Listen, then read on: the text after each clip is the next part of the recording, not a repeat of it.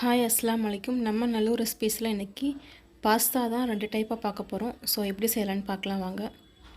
உங்களுக்கு தேவையான அளவு பாஸ்தா எடுத்துக்கோங்க. அதை நல்லா நார்மல் வாட்டரில் நல்லா வாஷ் பண்ணிவிட்டு தண்ணி நல்லா கொதிக்கும் போது பாஸ்தாவை உள்ளே போடுங்க. ஒரு 10 நிமிஷத்தில் நல்லா கொதித்து அது வெந்து வந்துடும்.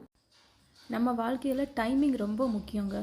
சரியான விஷயமா இருக்கும், தப்பான டைமாக இருக்கும். தப்பான விஷயமா இருக்கும், சரியான டைமாக இருக்கும். எங்கே எப்படி எப்போ பேசணுன்றதை நம்ம முடிவு பண்ணி பேசணும். கரெக்ட் டைமிங்கில் கரெக்டாக பேசணும், தப்பான நேரத்தில் சைலண்ட்டாக இருக்கணும். அதுதான் இந்த கதை. வாங்க பார்க்கலாம். பூனைக்கும் எலிக்கும் ஒரு ஃப்ரெண்ட்ஷிப்ன்றதை விட ஒரு அக்ரிமெண்ட். நான் ஒன்றை சாப்பிடக்கூடாது, நீ என்ன சாப்பிடக்கூடாது, பட் சாப்பாடு எதாவது வந்துச்சுன்னா நம்ம ஷேர் பண்ணிக்கணும். இதே மாதிரி டெய்லி மீட் பண்ணிப்பாங்க. சாப்பாடு எதாவது வந்துச்சுன்னா அவங்க 2 பேர்த்துக்குள்ளே ஷேர் பண்ணிக்குவாங்க. ஒரு நாள் பூனையை காணோம். காலையிலையும் வரல, மதியமும் வரல, சாயங்காலம் ஆச்சும் அப்பவும் வரல. வீட்டில் ஒரு குட்டி எலி இருந்தது. எலி கேட்குது, மாமா எங்கம்மா இன்னும் வரல, எங்கே போச்சு அப்படின்னு.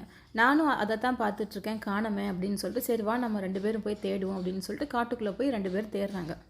இவ்வளோ நேரம் என்ன செஞ்சிட்டு இருந்தேன் அப்படின்னா, நல்லா வேக வச்சுட்டு 2 முட்டையை மட்டும் எடுத்து வதக்கி போட்டுட்ருக்கேன். வேறு ஒன்றும் இல்லை, ரொம்ப ஈஸியாக தான் இருக்கும். நீங்களும் கண்டிப்பாக இந்த ரெசிபியை ட்ரை பண்ணி பாருங்கள். பாஸ்தாவை சில பேர் குக்கரில் வேக வைப்பாங்க. பட் குக்கரில் வேக வைக்கிறத விட இந்த மாதிரி கொதிக்கிற தண்ணியில் போட்டிங்க அப்படின்னா 10 மினிட்ஸில் சூப்பராக வெந்துடும். Back to story.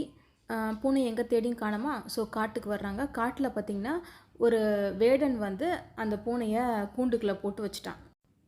இதை அந்த எலி பார்த்துருது. என்ன பண்ணுறதுனே தெரியல. சுற்றி முற்றி பார்த்தா வேடனை காணோம். காலையிலேருந்து கூண்டில் அகப்பட்டு இருக்கிறதுனால பூனைக்கு வந்து கடுமையான பசி. என்ன பண்ணுறதுனே தெரியல. அப்போ பூனை ஒரு ஐடியா கொடுக்குது, எலி நீ கொஞ்சம் வந்து அந்த நெட்டெல்லாம் வந்து கட் பண்ணி விடு, நான் சீக்கிரமாக வெளியில் வந்துடுவேன் அப்படின்னு சொல்லிட்டு. சின்ன எலி ஐயோ மாமா உள்ளே இருக்காங்களே, நம்ம சீக்கிரமாக காப்பாற்றணுமேன்னு சொல்லிட்டு வேக வேகமாக கடிக்குது.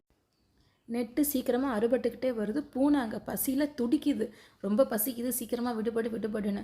பட் அந்த பெரிய எலி என்ன சொல்லுதுன்னா, சின்ன எலி நீ கொஞ்சம் ஸ்லோவாகவே கடி, பிரச்சனை இல்லை, வேடன் வர்றதுக்கு இன்னும் டைம் இருக்குது, ஏன்னா கொஞ்சம் இருட்டினதுக்கப்புறம் தான் வேடன் வருவான், அதனால கொஞ்சம் ஸ்லோவாக கடி அப்படிங்குது.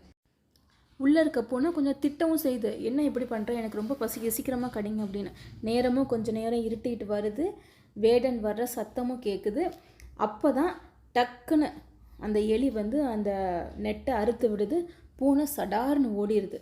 ஸோ பூனையும் தப்பிச்சிருது, வேடன் வந்து பூனை இல்லைன்னு ஏமாந்து போயாச்சு, எலியும் தப்பிச்சிருது. அப்போ தான் அந்த குட்டி எலி நம்மளால தான் முடியும்ல, அப்போ நம்ம சீக்கிரமாக அந்த நெட்டை கட் பண்ணி விட்டோன்னா சீக்கிரமாக பசி அறியணும்ல, ஏன் நீங்கள் அந்த நெட்டை கட் பண்ணாமல் வேடன் வர்றப்போ கட் பண்ணீங்க அப்படின்னு.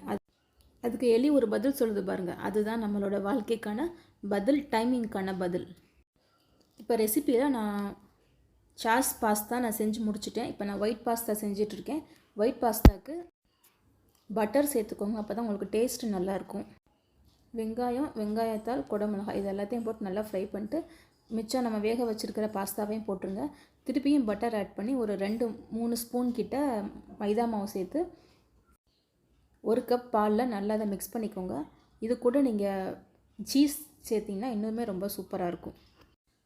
இப்போ இந்த எலி என்ன தெரியுமா பதில் சொல்லிச்சு, டைமிங். பூனைக்கும் எனக்கும் தான் அக்ரிமெண்ட்டு. என்ன பூனை சாப்பிடக்கூடாது, நான் பூனையை சாப்பிடக்கூடாது. ஆனால் உனக்கும் பூனைக்கும் அக்ரிமெண்ட் கிடையாது.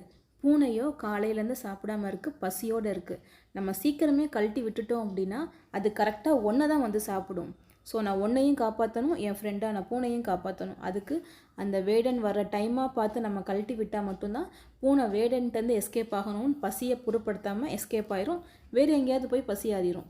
இல்லைனா அந்த பூனை ஒன்றை சாப்பிட்ரும், ஒன்றையும் காப்பாற்ற முடியாது, என் ஃப்ரெண்டையும் நான் இழந்து போயிடுவேன். இதே மாதிரி நாமளும் கரெக்டான டைமிங்கில் எல்லாம் செஞ்சோம் அப்படின்னா கண்டிப்பாக நமக்கும் இன்ஷால்லா சக்ஸஸ் வரும்.